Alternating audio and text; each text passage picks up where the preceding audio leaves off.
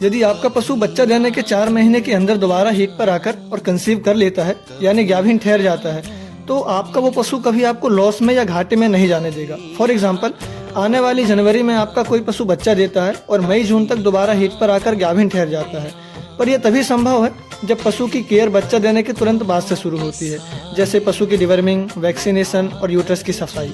इन सारी बातों का ध्यान रखते हैं।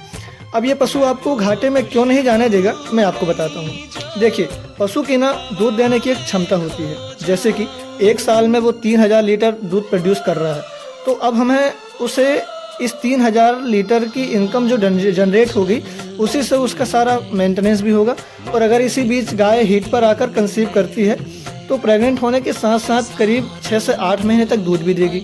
हाँ, 8 महीने तक पहुँचते तक दूध कम हो सकता है, पर उतने दूध से अर्निंग जो होगी उस पशु का मेंटेनेंस तो हो ही सकता है, जिससे पशुपालक को कभी लॉस नहीं हो सकता। और 80% डेयरी फार्म पर तो इनफर्टिलिटी ही लॉस का कारण होती है। क्या होता है ना, एक तो गाय जल्दी से हीट में नहीं आती, और अगर आती भी हैं तो 1 या 2 बार में कंसीव नहीं करती। एंड दी एंड जब तक कंसीव करती हैं तब तक डेयरी फार्म अपना पहला पैर घाटे की दहलीज पर रख चुका होता है।